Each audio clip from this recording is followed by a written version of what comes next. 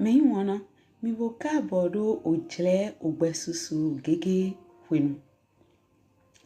To kan heji mi na tindo jro jegbonjo mi on Kristi Jesu tondali nando non la wendagbe podo nando ma ho me jrado ho.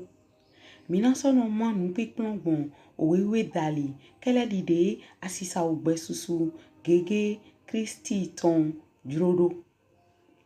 Bon chomion eton lo polo kede dali mina so no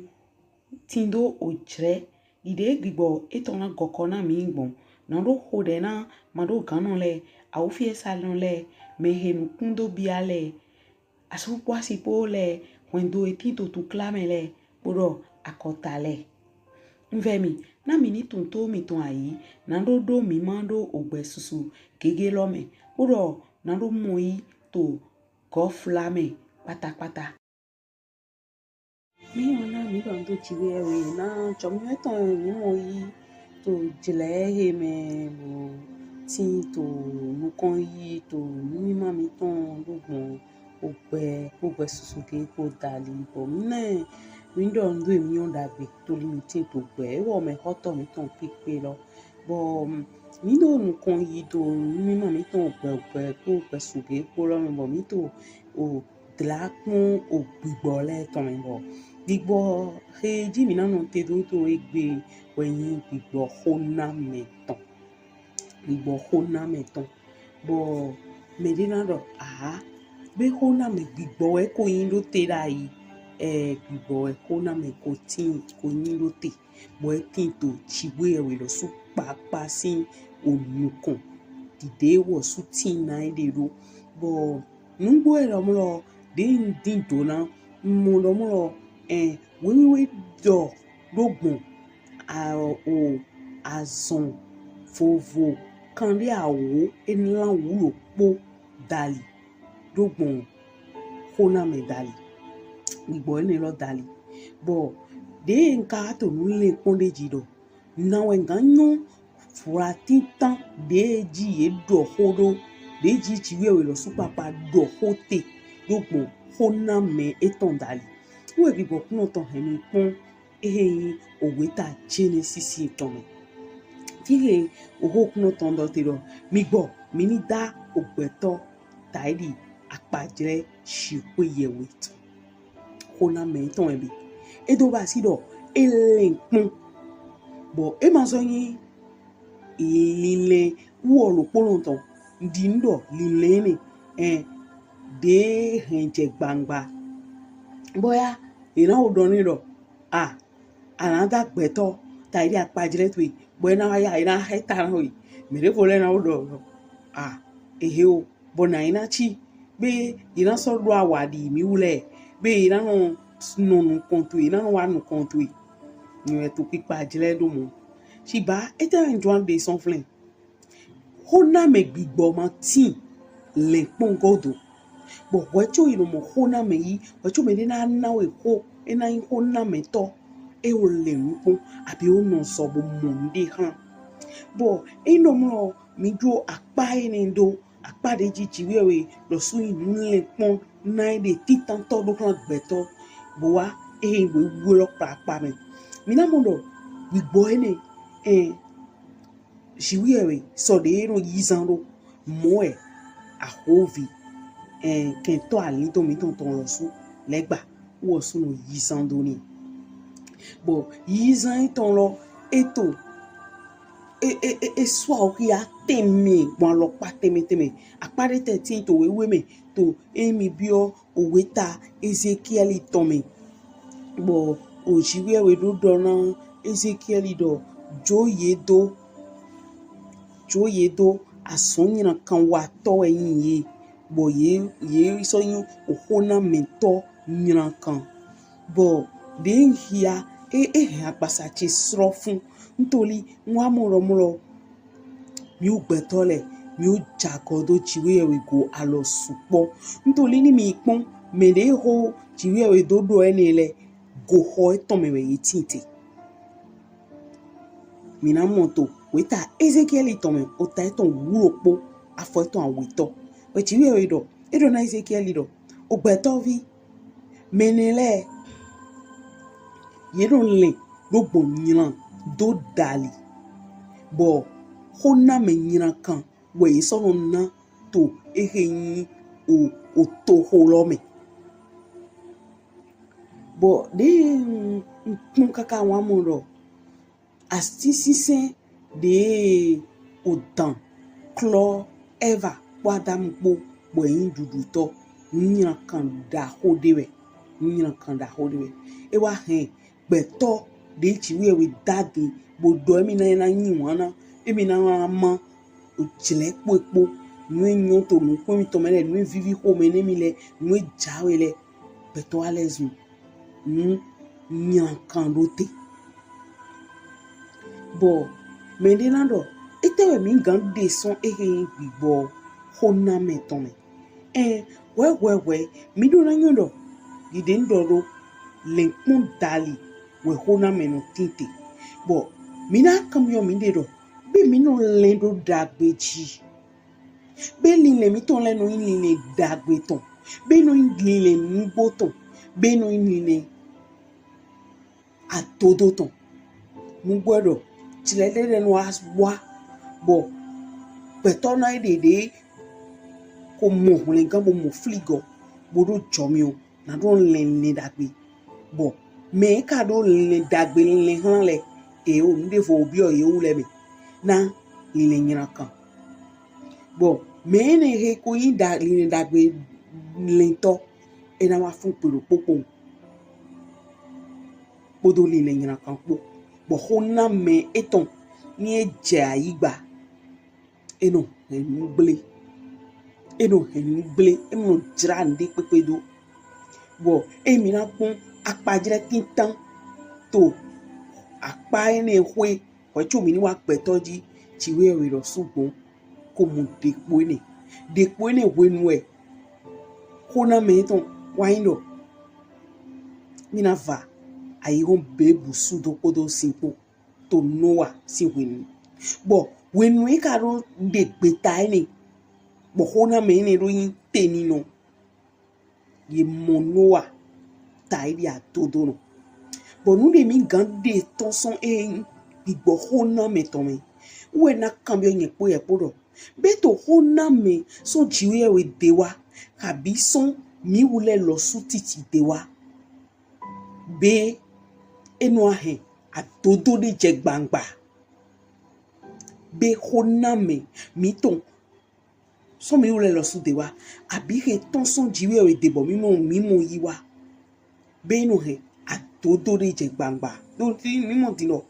hona me jiwe we to we nu ko me gble de ayi won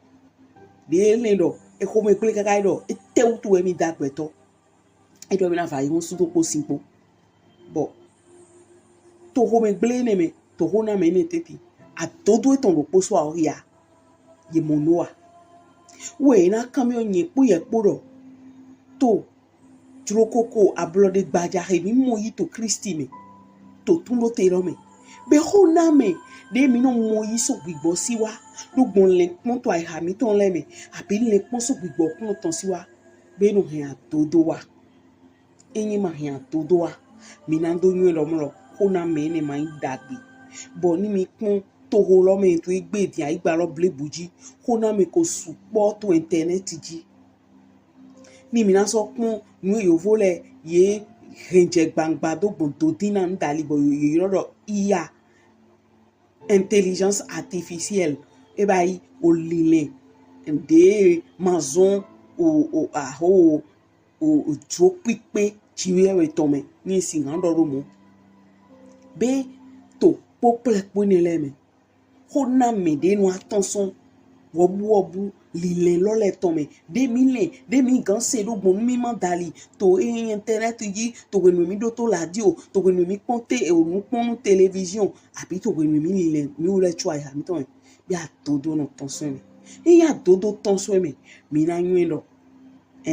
hona me son chiwe we de wa we hona me ni a dodo ma ka tension me e ma yin hona me pipe son chiwe we de wa bo ni no mo di de ndoro do de npon tundi dona moro weta vovo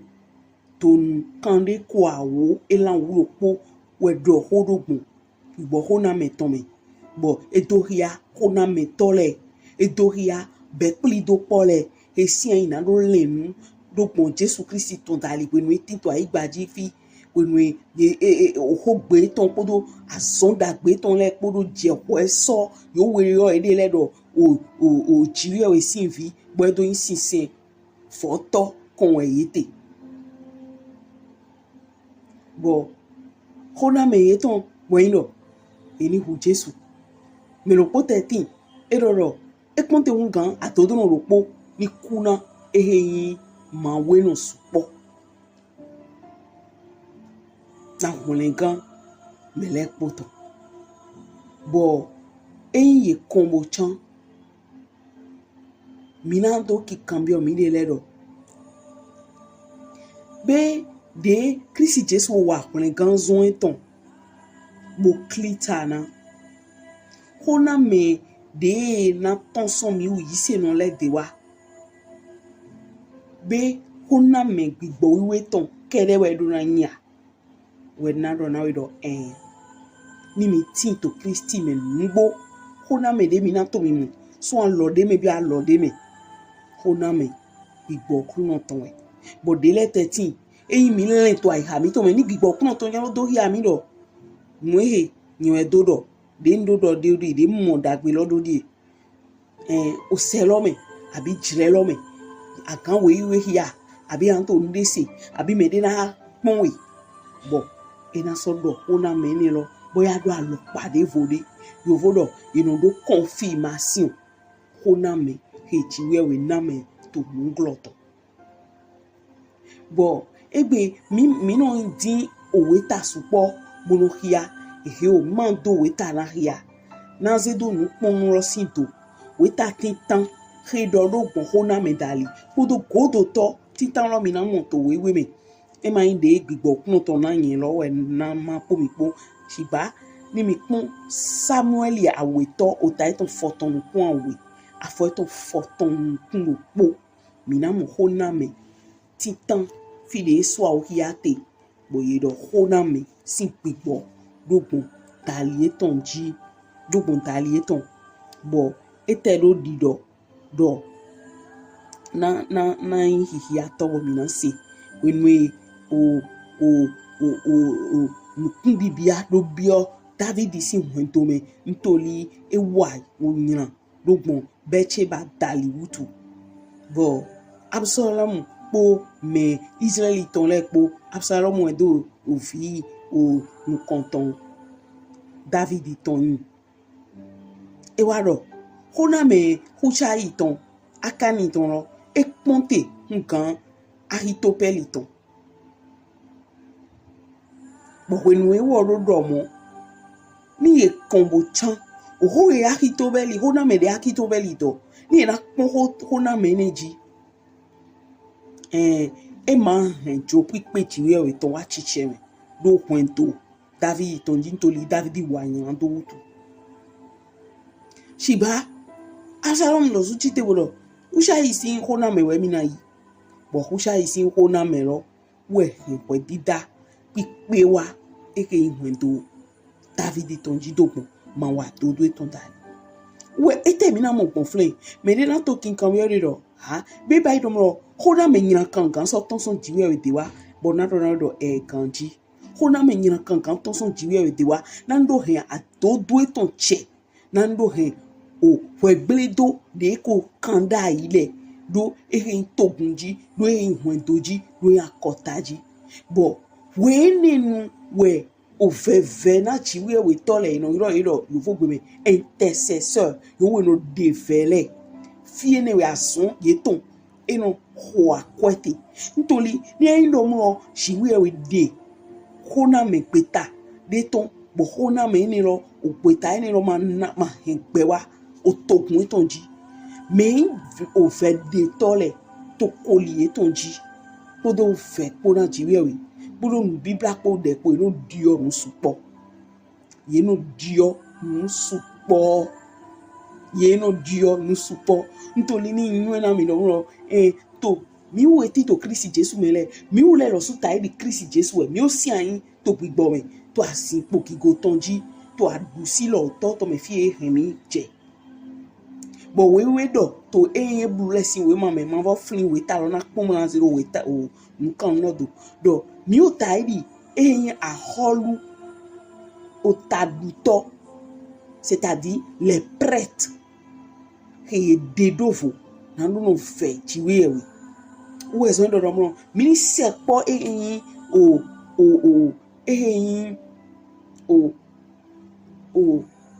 trône émiton on est dans le groupe mais dit avec 100 ho et non do trône émiton lo podo et chidide po dans do hen o fait po de miton le po toli mina mo jomyo yi na do singando mo o holengan to o fe dide lo le tali bo e lo mo mina hwesina klem dogbon gbigbo hona meton me dali mi do ro mo gbigbo de we bo no bo ko tinto chiwe we me bo tinto nu ele du ele po papata me to gbigbo me bo ni esi ayin o howe medinado de medinado inu ayi peta lo po peta ni lo udali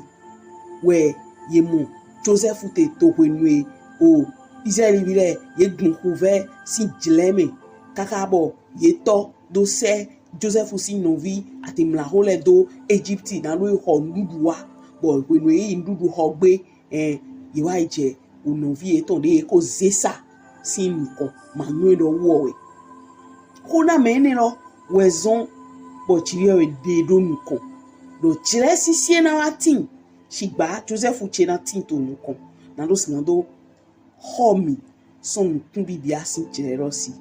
kuna me chiwe to mewe ni mo klisi yite kuna me chiwe to mewe mo seyin pe jiso ni ton sin to te to aigba kuna me chiwe to mewe Noah emu eyin o lebra no chiwe to yi to kwenu chiwe fa ikon sudo kuna me chiwe to we de lotu ton son Sodom odo komula po we cho fa sudo wa to ni leji bo enomlo mina pon we ta gbongo do bo hona meji sohia me we tinte na hia eti to sohia me o taiton aton afoeton foton kun elan aton jama hia me nisi howi wenle o taiton aton afoeton foton kun aton edo ho vitue o howi wenle di mente no to sohia njale magle ho me dumblu sohia we o taton afoeton foton kun aton ehihia dole nyendewe hewe na do ho son de sika he ye kulekun to mion me na ye ni do yin atokun poro avo wewe le na ye ni do shiona avona we poro na mian o mento eton soa ohia blo bo sanu do nkuntowe na ye ni do monu bo emi pon o agun tadewe onyeton yin Laodikea we gbigbo wiwe kan we ne hran dogbon o Jean apostle Jean Joan sin me bo angeli lo eto holodo ni bo agun Laodikea tone eyan gunde bo lendo mo mi o ji atokun mi o do ola nde ma so wedu mi nde ma so kan mi o do nu nkan do le poto aigbaji we chiwe we wa kun bodo lele no we adoyin ntoli amamonukun je nuwi hura besan to tongo do to gbigbo me o mewe atinte do to gbigbo me awlesun kun ton But namu mi to gbigbo me. We mi o lezu kun ton. We mi ko so lezu. O me no to. We amo me de leti na ku dro do mi ku dro mo no. Mi ma ga hun kun. Mi ka te so hun kun no ma mo hun kanji. O ho e ji we do to dido. O lo de we to dido. Do gbigbo me a to hun kun. Me le fo le na si na ku dro. Lo mo mi ti to me. E ba ro wi o wi to je gbangba. Nous comptons ma domo bo je ka hula to ho to me mo le do me de ma mo ko do mi po me to la le mo bo ni a je mo iru to ko do bo no de fe gli na do fe ti we do confie en jemete confie konton nte bo jila mo popo do to pesan chi bo ni lo mo de to ho do ati mi lo su de to gbeche se jile de me mi tite nwe to joto kwento mi ton leme to mi ton leme to akota mi ton leme eyin pon Nigeria to egbe ti o se he me mo kele we yeso wa be wobu beto na munde ton de le tin to ason me de le tin to sinsin kwenu ye ku ye we no to sinsin kwenu bo nwe ni le yin de bo na lile ta me mi ton na ro pon do chi we ye we fi akunto ete podo ye po fi otogun to ganle fi eye tinte kodo jepo be lo propo mi ton le do wa nu ejire ojo wa yi gbade na mi do mi no bo dupe bo du fivi bo doji e wa do yin ko egbledo no ten to peto supposing bezame bo ko egbledo ni de lenu wa kwa sunpo de lenu wa kwa jijipo de lenu wa podo me a ovide do a hwan ton nkan le bo ye iro do mo na kala mo hu to sinsin ho me mi gbo mi to ko do le ni pondego bo di de ndo mi ni le ni pondego de to do dina rogbon mi gbo ho na meton o ta de na ton de fo de so yin gbigbo le ponton bo ma yi nu ko fi ne lo e na no tete mi ni to ko do bo le mi pon yi se no ya nya nwene le o kan we ya kabe mo kan we bi ado to ko do bo le mi pon bi ado to o de yi o fe de Nigeria we do wa le bla na to ene le wa le bla na kota ene le wa le bla na do mi ton le wa le bla na present mi ton na nu e na je mi go bo na kun na do be me le do chiri e we mi gbo ni ma mi ton bo na ma o gbe ta ina na to son dewe dogbon gbigbo ho na me to ton dali ni gbe ta ina yan to do wa ni gbe ta ina yan jijo wa ni gbe ta ina yan kunle gan pipe ani do mi ton wa ma yi nu kon gan mo mi gbo ma ho de baba to Jesus sin come mi don do e na juro je mi mo yi dogbon mi mo e ho plaro gbigbo ho na me ton e do gbigbo ni ton bo mi no ro ojo ho na me no wa ni le no zon bo mi mo ro asipo to eji so de atinto gigo me bo ya ga so mo me le do ile me we gigo no ile do ile hona me to no di to mo konto yi nte so ya to apaleji adoro hona me Egypt ton mi na ve sudo na ro hona me mi osu ton titi wa yi bo we no mi na sa wo fie sa ne do Egypt mi na klo o ba pa lo mo na gbo mo na ni asan hen gbo e to do ya lo mo to mo konto yi de do fo de pe matin ni a to do ngbo matin bon o de to Jesus sin come bele so gbezan cheji bi ogun to cheme bi agun hemi anami bo ngbon na ro yi pon dogbon yi se dali bo tin to tere bo tin to eme jegbe o de ati akota me agun ni le po tinte na lo popo mi to le mi ni le pon na do mo hona me dagbe yi na do mo ihun gan son to kla reja ayi hon jiro abi ke ko tin to ayi hon jiro me to Jesus sin come mi se o me he adeni bo eti to Abidjan le ye do hi ato nu ponji supo le do nu no e do mo o mi o eja lo be me le ngan no te to me de ngan no te baba nko de to Jesus sin come do wi wa sin san mi ton le bo nu e to jijo le do mi le dike mi ni ohona me dagbe lento boso yi ohona me dagbe yi to son dewewa to Jésus sin come to kwendole me hona me dagbe ko bu bo ntoli akwewutu yengan don meherogo bona don meheo nyantandran uwo mana ne dole ma do hekwewa wutu ngode do kwendo me nu mon ko tintele me tinto azon mon ko lilene le me hona me dagbe twe dikeni ho plado ai haiton na yen sigando levojo ho me gletwe ta va Yesu do to Jesus sin mi come bo